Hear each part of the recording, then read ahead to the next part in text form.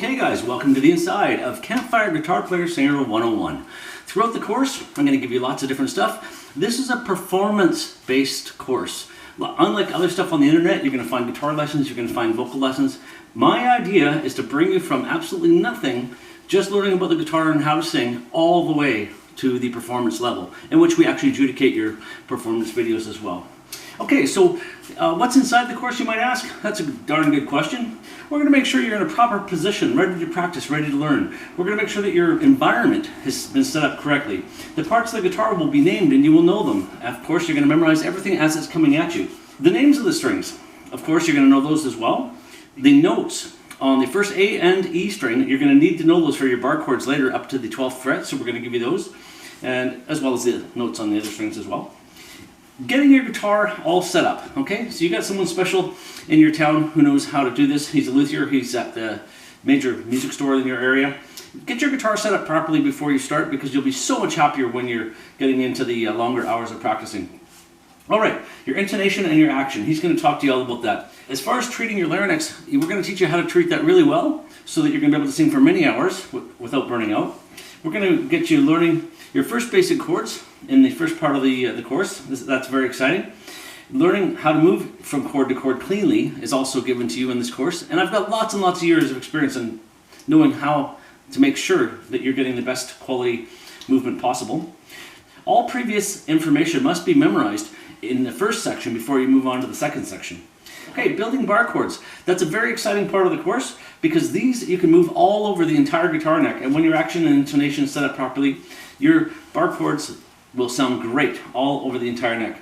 Okay, so let's get into learning your major and minor bar chords right at the beginning, because all of this is going to build on top of the previous information, and you're going to need that for the next information that's coming up.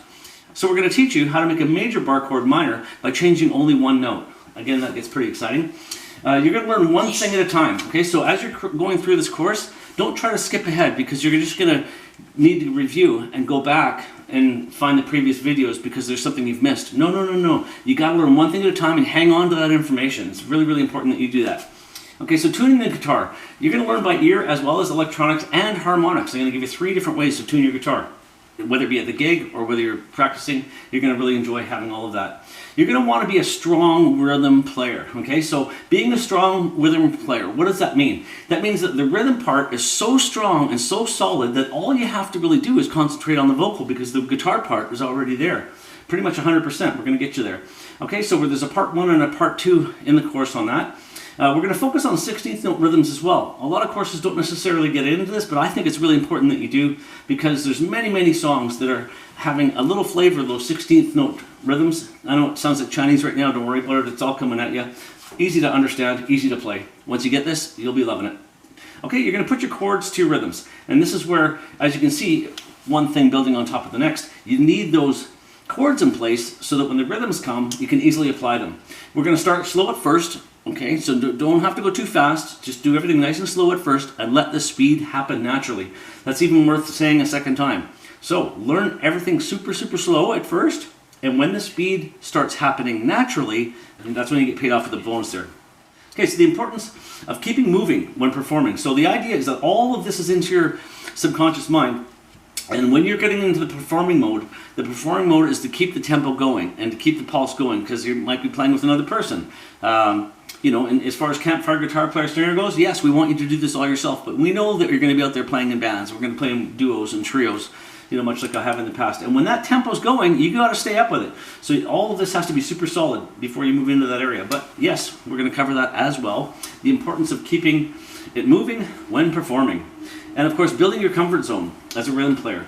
You know, at first it's going to be a little bit uncomfortable. You know that, as far as moving from one chord to the next. But with practice and with steady, consistent follow-up, you will get there. Okay, common chord progressions. There's a lot of common chord progressions in the world. I'm not going to get into the music theory, as we've mentioned on previous videos, so much. We're going to give you a little bit, you know, give you understanding how chord works. But the most common chord progressions, we're going to get you practiced on those. So when they come up in songs, you'll be like, hey, I've already done this, you know, 14 times in my lessons. So when it comes time to applying it to songs, it'll be quite easy. you're going to have various right hand rhythm movements as well given to you, so that when they do come up with your various right hand rhythm movements, it's not going to be strange for you to think of because you've already done it a bunch of times. If you haven't done this a bunch of times, then it's going to be tough to get you started into songs. So it's really important that you follow the grid, go over this day after day, week after week, until it's really, really in there. And then within a few months, you're going to be very, very surprised at your progression. You're going to be very surprised at your success. Okay, so let's follow along. And I'm going to give you more of what's in this course in the next chapter.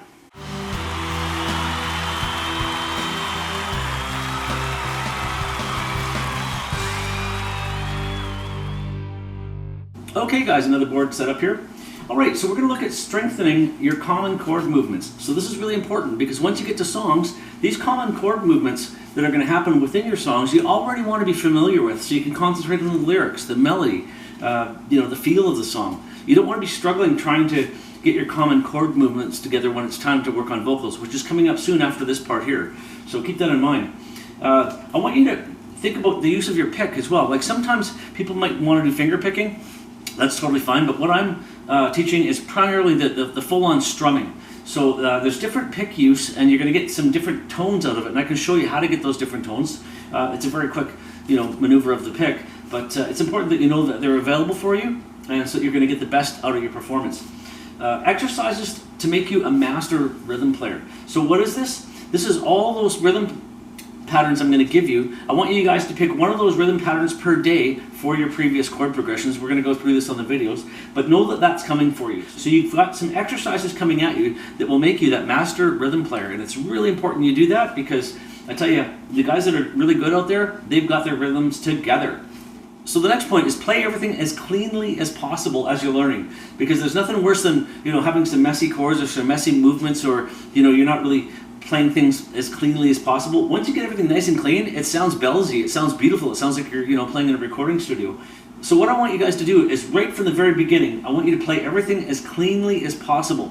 The idea is that as you're learning and as you're growing and as you're progressing, all your chords, all your changes, all your application to this will sound really, really good in the future. We're not just learning this for the next day or week or month. We're learning this for years to come, and you're going to get years of benefit, providing that right at the beginning, you take on the mindset that everything will be played as cleanly as possible.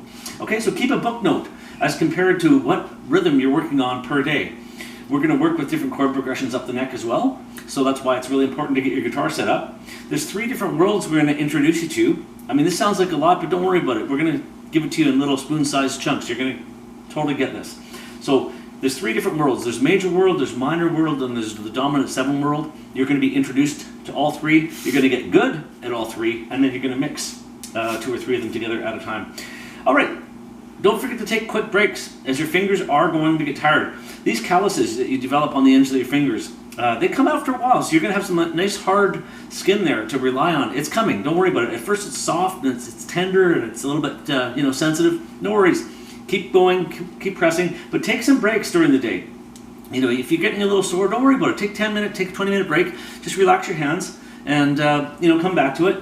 So after a while, you won't need to take so many breaks. You'll be able to play straight through, 2-3 hours at a time. So how to turn your major chords into dominant 7 chords. Again, it sounds kind of Chinese right now, but you're going to see how that works, and it's really exciting to see that come alive. Basic music theory and chord building. Okay, so I'm not going to get massively into music theory, but we are going to show you how chords are made so that you can have a little bit more of an understanding as to why you're playing what you're playing. Okay, and it's best to print off the PDF booklet that I'm going to give you and have that beside you. So you've got the video here, you've got the PDF booklet here, and they work back and forth all throughout this entire course. Everything's in there for you guys.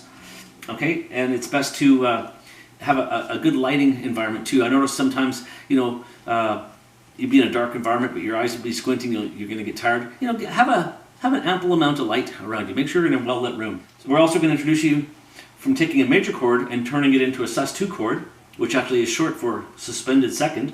We're also going to show you how to take a major chord and turn it into a sus4 chord, which is a suspended fourth. These are very useful chords. They're in lots of different songs, and you're going to want to make sure you get good at those as well. The bottom line on this chart, ladies and gentlemen, is review, review, review. This is super important because everything here is leading to the next chapter.